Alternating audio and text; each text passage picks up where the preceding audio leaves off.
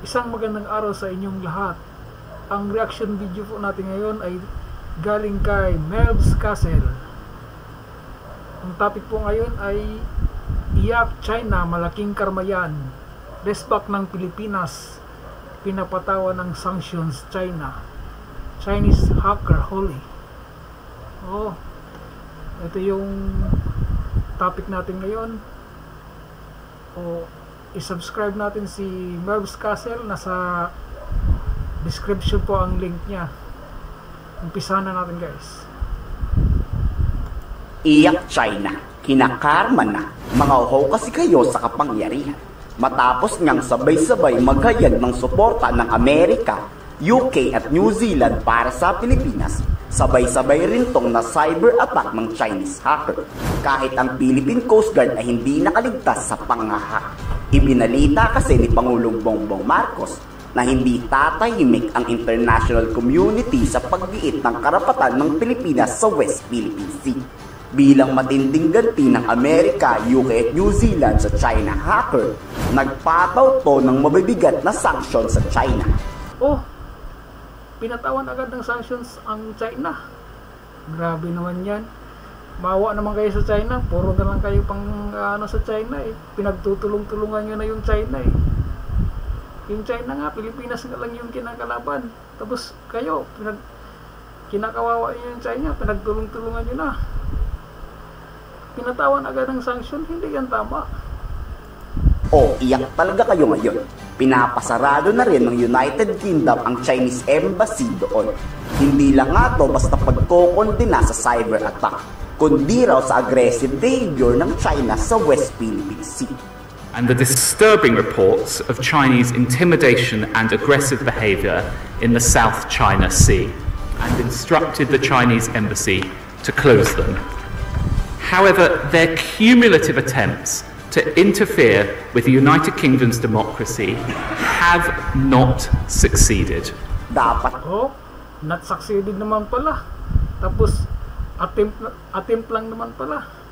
Tapos, pinatawa na agad ng sanction. Maawa naman kayo sa China. Grabe naman kayo. Pag pinatawa nyo yan ng sanction, tapos maraming bansa ang lalong mahirapan ang ekonomiya ng China niyan. Grabe naman kayo. Hindi kayo naawa sa China eh. Ganito rin ang gawin ni Pangulong Bongbong Marcos pag hindi nagtanda ang China. Ipatapon pabalik ng China ang Chinese ambassador at ipasarado ng permanente ang Chinese embassy sa Manila. Inire-recommend. Yan ang dapat. Yan ang dapat. Ipasarado talaga yung Chinese embassy sa Pilipinas. Wala namang kwenta yun eh. Kahit anong gagawin ng Pilipinas, hindi naman yan umaano sa atin. Sa China pa rin ang niyan. Kaya walang mangyayari. Dapat ipasarado na yung Chinese embassy sa Pilipinas. Tama yan. Hindi na nga to kay Pangulong Bongbong Marcos ng Department of Foreign Affairs. Pero wala pang utos ang Pangulo kung ipapatapon ba ang Chinese ambassador at kakasuhan talaga. Insulto na naman yan, kaya dapat maging persona non grata na yung ambassador na yan. So hindi po ito wala pong katotohanan na parang puppet lang tayo. Yun ang hirap dyan sa China, akala nila puppet lang tayo, no? Na minamanipulate lang ng US. Hindi sila naniniwala na tayo, may sarili tayong isipan, na meron tayong sariling soberenya, no? Kaya ganyan ang trato nila sa atin. Kaya rin hindi tayo dapat maniwala sa mga pinagsasabi niya. Kumpirmado naman ng New Zealand na Chinese hacker talaga ang umatake sa kanilang mga website. Dito nanakaw ng China ang mahalagang dokumento ng New Zealand. Bilang parusa, magpapataw rin ng karagdagang sanction ito sa mga Chinese company. Yan kasi ang China naman kasi may ligpang nakaw eh. Puro na lang pang espiya ang ginagawa sa mga kalaban na bansa eh.